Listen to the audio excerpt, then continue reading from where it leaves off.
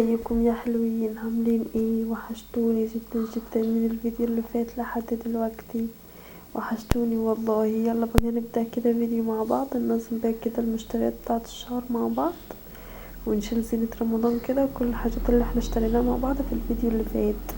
طبعا اللي عاوز يعرف الاسعار بتاعة الحاجات اللي موجودة هنا طبعا هيخش على الفيديو بتاع المشتريات بتاع اللي فات، هيعرف كل الاسعار وهيعرف كل تفاصيل الحاجات. يعني كل حاجة موجودة في الفيديو ده يعرفها في التفاصيل بتاعتها في الفيديو اللي فات. تمام. فاللي حابب يعرف اي معلومة ممكن كمان انا احط لكم ان شاء الله رابط الفيديو في صندوق الوصف. تمام، احط لكم رابط الفيديو في صندوق الوصف. هنا بقى كده لما زي ما انتوا شفتوا كده زينة رمضان وشلتها عشان متقطعش لحد ان شاء الله كده ايه نفرش زينة رمضان كده. في الاول بنشتري بقى زينة رمضان والكلام ده وتنظيفات العيد والكلام ده، فشلناها كده عشان ما تتبهدلش مننا وتتقطع. وهنا بقى كنت ايه بفضي كده البرطمانات. طبعا انا كنت غاسلاها عشان انا عارفه ان انا هروح اجيب مشتريات الشهر وكده، فكنت اغسل البرطمانات واظبط كده الدنيا قبل ما اروح اشتري، عشان لما ارجع كده اصور الحاجه وارص الحاجه على طول في مكانها، علشان برضك الحاجه مني متتبهدلش، في نفس الوقت يكون استهلاكي ليها معقول. يعني اللي هو نسحب الحاجة كده عارفين مكانها اولا، ثانيا بنظام، ثالثا هنوفر لما الحاجة تكون في علب كده او كده، هنحس ان احنا في توفير. والله هتحس ان الحاجة ما اتبهدلتش ما اتكبتش. يعني ايه، في نظام. حتى لو كانت برطمانات، يعني ما عنديش علب ما عنديش منظمات، انا كل اللي انتوا شايفينها دي كلها برطمانات، بس زي ما انتوا شايفين كده بحاول ان انا انظم الحاجات بتاعتي فيها، علشان الحاجات ابقى عارفه مكان كل حاجه وما اخشش المطبخ واحس ان انا تايهه وده في حته وده في حته. لا، بحاول ان انا اظبط كل حاجه في مكانها. زي ما شفتوا كده ده فضينا التوابل وحطيت الصلصه والحاجات في العلبه بتاعه الصلصه والبيكنج باودر والفانيليا والكلام ده. وهنا العسل فضيته بردك في علبه العسل، وفضيت جوز الهند. طبعا يعني ده مش يميش رمضان. تمام، يعني انا لسه ان شاء الله ان شاء الله يعني ربنا ي- يكرمنا كده ونروح كده ان شاء الله نجيب يميش رمضان. انا ايوه جبت بلح لرمضان، بلح النشف ده والزبيب اللي انتوا شايفين ده، بس الزبيب طبعا كميه قليله لسه ان شاء الله عاوز. انا مش من الناس اللي بتجيب قراصيا ولا بتجيب اللهم صل على النبي اللي هو التين المجفف ولا المشمشية، لا، ولا مكسرات اللي هو فستق وبندق والكلام ده. لا، انا كل اللي انا بجيبه هو كركديه وبلح طري اللي هو تمر وبلح ناشف وزبيب و... اسمه ايه ده، فول سوداني وجوز هند. دول الحاجات اللي انا بجيبها. يبقى كده ايه، زبيب وفول سوداني وجوز هند وبلح طري وبلح ناشف وكركديه عشان عصير طبعا وكده. لكن كل الكلام ده بصراحه ماليش فيها. ومكسرات غاليه وفي نفس والمشمشيه والقراصية والتين المجفف ما بحبوش، ولا حد في بيتي يعني بيحبه من عائلتي. فهي دي الحاجات اللي انا ان شاء الله هجيبها معاكم. المهم فضيت كده الجبنة في العلبة. هنا طبعا العيال جم خدوا يعني كده زبيب من دوت. طبعا انا بحبه برضك، انا جابليهم وانا بفضي خدت منه احبه والله بقى وكده. جم بقى واحنا بنفضي الحاجات اخدوا مني كده زبيب. وهنا طبعا دي علبة السمنة زي ما شايفين كده، فضيت فيها السمنة وبفضي كل حاجة في مكانها زي ما قلت لكم عشان الحاجة تكون منظمة ومرتبة. وبصوا معلش بقى صوتي واطي في الفيديو، يعني في الحته اللي فاتت دي كان صوتي واطي اكتر علشان البتاع، يعني التليفون كان الصوت اللي انا بسجل منه مكتوم. هنا بقى انا مغسلتش البرطمانات بتاع البقوليات بصراحه، يعني كسلت. انا كل اللي انا غسلت هي البرطمانات بتاع التوابل، او كام برطمان كده غسلته مش كله. ف زي ما انتم شايفين كده اصلا كنت غسلاهم مثلا الشهر اللي فات فمسحتهم بمناديل وايبس كده ومناديل تاني كده هواتي تحت المطبخ كده. نشفت مكان الوايبس وخلاص انا لمعتهم. انا طبعا كنت مغسلاهم الشهر اللي فات فهم كانوا نضاف يعني ما فيهمش حاجه. علبة الدقيق جبتها عشان افضي فيها دقيق ولقيت فيها دقيق فما فضيتش. وهنا برضه قلت اشيل اللبن كده علشان برضك ما يبص مني ويتكب وانا برص في الحاجة. وطبعا برضك هجيب التربو دلوقتي وهنضفه وهفضيه طبعا في اللهم صل على النبي بواجي رز وكده، فلازم افضيه علشان ما يعملش سوس والكلام ده. هنا بقى البيض، زي ما قلت لكم طبعا البيض الابيض ده هخليه لكيكات، لمخبوزات، لكب كيك، اي حاجه من الحاجات دي يعني. هخلي لها البيض الابيض ده. والكرتونه التانية مش يعني على حسب استهلاكي، انا ممكن عادي اكل ناكل من كده كده. الشهر اللي فات بجيب كرتونه، بجيب البيض كله ابيض. بس يعني استهلاكي هيكون في الاول للاكل اللي هو يعني هغلي بيض، هسلق، مدحرج الكلام ده، هيكون البني. لو خلصت البني وفي بيض كتير ابيض هستخدم الابيض. تمام. عشان الابيض يعني انا قلت اجيبه مثلا نص كرتونه دي، نعمل بيها مثلا اللهم صل على النبي كده كيكات، حلويات، الحاجات الحلوه دي طبعا. بصوا مغناطيس التلاجة عجبني اوي بصراحة، حبيتهم جدا يعني. عايزين نبقى نركب مغناطيس التلاجة مع بعض، نركب كل الحاجات دي ان شاء الله مع بعض، زينة رمضان ونضيف تنظيفة رمضان والحاجات الحلوة دي كلها ان شاء الله. الفيديوهات الجاية ان شاء الله كلها هتعجبكم ان شاء الله بمشيئة الرحمن. احباب الله ورانا في كل حتة. يعني ايه، اعملوا نفسكم مش شايفينه. في تسجيل الفيديو موجودين، في تصوير الفيديو موجودين. هوديهم فين؟ هنا بقى فضيت البلح، انا حطيت البلح هنا كده عشان بس ايه، احاول ان انا برضو انظم زي ما قلت لكم كل حاجه، ما احبش الحاجات تتحبق في اكياس. انا بصوا بقى اول رف اللي هو ده بتاع التربو، بحط فيه كل العلب اللي انا بستخدمها اللي هي بتكون تحت ايديا على طول. ان شاء الله هعمل تجديدات حلوه جدا جدا في المطبخ، ومشتريات حاجات حلوة يعني كده في المطبخ. استنوني كده واستنوا الفيديو ده هيعجبكم، هيعجب ناس كتير وافكار كتير كده. لتجديد المطبخ يعتبر ببلاش، يعتبر او بتكلفة قليلة. فاستنوا الفيديو ده هيعجبكم. وتاني ضرفة هنا كده، انا التوابل كنت بحطها في المطبخ بصراحة، بس حسيت لا زحمة الدنيا في المطبخ، ففضيت علبة، يعني هفضي التربو ده، هحط فيه يعتبر معظم هحط علب التوابل كلها هنا في التاني تربو ده، عشان برضك يعني يكون اعرف اطلعه كده. هنا حتى عندي قلت لكم ان انا عندي حاجات من الشهر اللي فات، وده كان منه اللي هو البوكسموت والفيجيتار، ده كان عنده من الشهر اللي فات. اللي هو الفاصوليا دي برضه كان عندي من الشهر اللي فات، انتوا مشوفتهاش في المشتريات بتاع الشهر اللي فات، بتاع الفيديو اللي فات. فده كانت عندي يعني، فعشان كده انا مصورتهاش. وزي ما انتوا شفتوا برضه كان عندي عسل في الاول من البرطمان وكده يعني. في حاجات يعني كانت عندي من الاول، فما قصدتش ان انا اشتري منها برضه الشهر ده، بحيث ان يعني ايه، ما تكونش عليا التكلفة كبيرة، وفي نفس الوقت ايه اعرف اوفر اجيب الحاجات التاني. انتوا عارفين طبعا رمضان بقى، كل سنة وانتوا طيبين، زينة رمضان وحاجة رمضان الحلوة. فعشان كده هنا ده الكورن فليكس، قلت افضيه كده في علبة من العلب بتاع الشوكولاتة دي، طبعا غسلاها كده ومنضفاها، وقلت كده استغلها بقى، وحطيت فيها الكورن فليكس بدل ما احطه كده ويتكب في التربو ويبهدل لي الدنيا. فعلى ايه، فعملت كده، حطيته يعني في علبة الشوكولاتة دي. بعد كده الرف التربو التاني اللي هو ده سكر طبعا انا شايلاه رمضان. ده كان عندي يعني، انا محوشاه من الاشهر اللي فاتت، وفي دقيق ومكرونات يعني، بس انا شايلاها في مكان تاني يعني، مش باينه، في الفيديو. تمام، شايلاها يعني. المهم ان ده كان السكر. معلش سامحوني ان ابني بيتكلم جنبي، انا بحاول انيمه عشان يصحى بكره عشان الحضانه، بس ايه ام سوري بجد.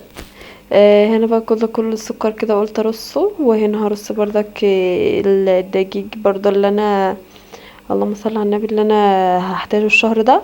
وبردك دقيق رمضان برضو يعني، انا في رمضان يعني ان شاء الله هشيل كمية يعني، هحاول ان انا ما استهلكش دقيق خالص علشان اوفر بقى لحاجة العيد، بسكويتي والمبسوس والبوتيفور اللي هو كحك العيد. احنا في الصعيد بنقول عليه مبسوس، هنا في القاهرة بيقولوا عليه كحك العيد. والفايش والبيتيفور والغريبة والكلام الحلو ده طبعا، والنواعم الجميلة دي. هنا بقى زي ما شفتوا كده حطيت الدقيق وحطيت السكر وشلته وحطيته كده، حطيته على جنب وشلته. هنا بقى تالت الرف الاخير بحط فيه الحاجات اللي بكون استهلاكي فيها يعني بيكون مش اكتر حاجه. بحط كل المعلبات يعني كل الاكياس زي ما شفت بردك. هنا في باقي دقيق اهو، الرف اللي فات ما كفاش كله. وهنا حطيت العلبة دي برضو. العلبة دي اصلا انا مش عارفة ليه حطيتها هنا. انا لما جيت استخدمها حسيت لا انت طلعي لي بره، انت ليه هنا؟ عشان اعرف استهلك. انا بستهلك منها على طول، اللي هي فيها بيكنج باودر والفانيليا والصلصة فيها يعني الحاجات اللي انا بحب اسحبها كده على طول. ف طلعتها بصراحة، غيرت مكانها يعني. هنا بقى ده رف هنا كده في المطبخ، قلت انضفه كده في بواقي رز والكلام ده. هنضفه وهحط فيه المناديل بحيث ان المناديل يعني هطلع علبة مناديل هطلع رول مطبخ واحد، وهطلع رول التويلت، وهطلع رول سحب. يعني علبة مناديل سحب، وهشيل الباقي عشان ما يتبهدلش مني. وزي ما انتم شايفين كده كان عندي علب اكل يعني وكده بردك شايلاها بحتاجها يعني، بتكون عندي يعني عشان ايه ما كنتش محتاسه. فعملت كده الرف الدرج ده يعني الحاجات دي فاهمين. وهنا ده كده سلك والسترس. طبعا السترس بقى ومنظفات رمضان اهم حاجه. استنوا فيديوهات تنظيفات رمضان هننزل ان شاء الله. الفيديو اللي جاي او اللي بعده ان شاء الله هننضف الريسبشن كله مع بعض. انا مصوره، انا نضفت الريسبشن كل حاجه بس انا مصوره، فاستنوا الفيديو الجاي ان شاء الله كده هنزله تنظيفه كده بنت ناس محترمه هتعجبكم جدا جدا جدا. هنا بقى هشيل كل الاشبان واحطها في التلاجة. هقطع. طبعا انا قلت لكم ان انا فرن هستخدم بس ربعها، والباقي هشيله في الفريزر للشهر الجاي، ومش للشهر الجاي كمان لا، هشيله لمعجنات بتاعه معجنات ايه، حاجة العيد بتاعه العيد، حاجة العيد اللي هو البسكوت والكلام ده. تمام. فانا هقطع بس كده شويه جلالين خالص على كميه السمنه اللي عندي، على طبعا الزيت بتاع التومين، فهيكفوا معايا الشهر كده تمام. مدفلو 10 يعني. هحاول ان انا امسك ايدي في اللهم صل على النبي في في الدهون يعني السمنه او الزيت وكده، عشان اعرف اوفر وما استخدمش الكميه اللي انا طلعتها دي. والباقي ده هواتي كده هشيله في الفريزر لحد ما ان شاء الله الشهر الجاي هجيب جالب كمان. وفي حاجه العيد يعني في حاجه العيد البسكوت والبتفور والكلام ده هجيب واحد كمان، وكده يبقى ايه مدفل 10 كده زي ما بيقولوا. تمام كده. هنا هلف بقى العلبه، هلف هنا حطيت في علبة صغيرة كده احطها في التلاجة. وهنا هقفل تاني جانب الزبدة واحطه في كيس واحطه في الفريزر زي ما قلت لكم علشان ما يعفنش مني اهو كده. ولو وصلت لحد هنا يا قمر يا عسل ما تنسيش الاشتراك في القناة وتفعلي زر الجرس عشان يوصلك مني كل جديد، واكتبي لي كومنت حلو وطبعا وتدوسي لايك. وطبعا اهمهم ان الكومنت يكون الصلاة على النبي. صلي كده على النبي كده في الكومنتات، اللهم صل وسلم وبارك على سيدنا محمد وعلى اله واصحابه اجمعين. هنا كده قلت احط الحاجات بتاعه التربو معاكم. بص التربو بتاعي الحاجات اللي هي بتكون من فوق دي اللي هي دي مكسوره عندي، فعشان كده تلاقي التربو بتاعي اللي فوق دي يعتبر كده بالغطا، بس العصيان بتاعتها ضايعه مني فعلى باظت يعني، مش عارفه اعملها تاني. بس كده نظمنا كده المشتريات. وقلت بقى كده اعمل غدا. هنا بقى بطحن هعمل كفتة رز. فانا عندي خضرة في التلاجة مفرزاها، وعندي صدر فرخة انا هعملها كفتة رز بالفراخ. المهم الحمد لله الخلاط فرم معايا اللحمة، وفرم معايا شوية جلالين من الخضرة، وفرم معايا البصل. وقال والله ما انا فارم حاجة تاني وهيبوظ، هتشوفوا دلوقتي كده هيبوظ مني. وهبقى انا كده ايه مش عارفة اعمل ايه. كان في نص يعتبر هو فرم لي نص اللحمة ومفرمهاش كويس يعني، فرم نص اللحمة. وانا قلت خلاص كده هعمل ايه. طيب جبت بقى نزلت كل الحاجات كده في المخرطة على الصينية، وجبت المخرطة وخرطت عندي الرز دقيق الرز، مش الرز اللي هو الحصى لا، كان عندي دقيق الرز. فهو ساعدني يعتبر. انا بس هخلط كده الكلام ده كله مع بعض. وكمان الخضر اللي لما كانت في الفريزر برضك ساعدتني ان هي تتفرم بسرعه. هحط عليها دقيق الرز دلوقتي وبس، الملح فلفل والكمون والكلام ده، وهصبحها وهنجليها كده مع بعض. بصوا هنا ده كمان يعني اقل من نص كيلو، لا اقل من ربع كيلو آه كفتة رز، اقل من ربع كيلو على ما اعتقد يعني. بصوا شوفوا انتوا كده قدروا نظريا كده اللي في ايديكم، وانا بصراحة مش عارفه، بس هو على ما اعتقد اقل من نص كيلو او ربع كيلو مش عارفه. المهم ان انا هلم العجينة دي كلها كده كويس كويس كويس علشان ما تفكش مني في الزيت، فلا احاول ان انا اعجن فيها كويس كويس كويس. يعني طالما الحاجة مننا باظت هنقعد كده ومش هنعمل غدا، والحاجات اللي احنا طلعناها دي تبوظ. الجيش قال لنا نتصرف واحنا اتصرفنا، وتصرفنا حلو جدا كمان، والله طلعت حلوة وكان طعمها جميل واتاكل، فالحمد لله. المهم زي ما شوفي كده قلبتها كويس وشكلها زي شكل الكفتة اللي معمولة في الخلاط. يعني هي قالت لا مش هتعمل، اتعملت. احباب الله، لا ننسى احباب الله دايما في فيديوهاتنا يا اولاد. بصي لازم. المهم زي ما قلت لكم كده حطيت التوابل اللي موجوده عندي وهقلب تاني وبس. هروح بقى اجلي الكلام ده. حط طبعا زي ما شايفين كده معلقه كده من البيكنج باودر بسيطه علشان تخلي الكفته تبقى منفوشه كده معايا في الزيت، ما تبقى خفيفه هشه، ما تبقاش مش هشه. بس يعني هعمل كل الكلام ده دلوقتي. اذكروا في الكومنتات انا قلت كام بس لحد دلوقتي. انا مش عارفه انا ايه كميه البسات اللي انا قاعده اقول فيها، بس بس بس بس بس وبعدين كل ده بس ما تبس انت بقى والله العظيم الحمد لله يعني ان احنا ايه بنقدر نعمل حاجتنا، حتى ولو حاجه باظت يعني بنعرف نتصرف، بنعرف نمشي حالنا. وبنعرف يعني في ناس تاني ممكن مثلا ايه خلاص كده الخلاط باظ انا مش هعمل حاجة، انا هحط الاكل ده، هغير هعمل اكل مختلف خلاص. طب ما انا ليه؟ طب ما الحاجة ديتي انا لا طلعتها من الفريزر وفكيتها، وانا لو رجعتها الفريزر تاني خلاص كده هتكون باظت، ما ينفعش تاني الحاجة بعد ما افكها. فانا حاولت ان انا اظبط الدنيا علشان احنا طبعا بندفع فلوس في الحاجة دي، حرام جدا ان احنا نرمي الحاجة دي، وحرام ان احنا ايوه ما هي يعني بص، انتي هتحطيها في الفريزر ترجع تطلعها تاني من الفريزر خلاص هي كده باظت، هي ما فيهاش فايدة، ما فيهاش اي حاجة. فهنجمدها لحد امتى؟ هنفضل نجمدها لحد امتى؟ خلاص. فانا قلت لا حرام، ده احنا دافعين في الاكل ده فلوس وهرميه ليه؟ محدش يعني محدش لاقي الاكل ده هوايتي، في ناس كتير بتبقى مفيش عندهم اكل خالص. فاحنا لازم طبعا نحترم النعمة ونقدرها علشان ما تزولش من ايدينا وما تزولش من وشنا. يعني ربنا دايما لما يلاقي البني ادم بيحافظ على النعمة بيرزقه. وطبعا دايما اساسيات التوفير ان انت لما توفري وتعرفي تعملي حاجة، على فكرة ده اسمه تدبير وتوفير ونصاحة وشطارة، وتبقي بنت ناس محترمة بتوفري لجوزك ولبيتك ولعيالك، وبتعرفي تعملي اللي انت عايزاه وتجيبي اللي انت عايزاه. بدل مثلا الاكل ده كده لو كان باظ وكنت رحت جبت اكله تاني، اهو كده اتكلفنا فلوس ومعرفناش نعمل اي حاجه وشلنا هم. وطبعا الغلا اللي احنا فيه والاسعار وكل الكلام اللي احنا عارفينه ده ودي طبعا انا مش هقدر اقولكم، انتوا شاطرين وعارفين وفالحين وكل حاجه حلوه طبعا ان انتوا تكونوا يعني انتوا اقصد يعني انتوا شطار عني في كل حاجه.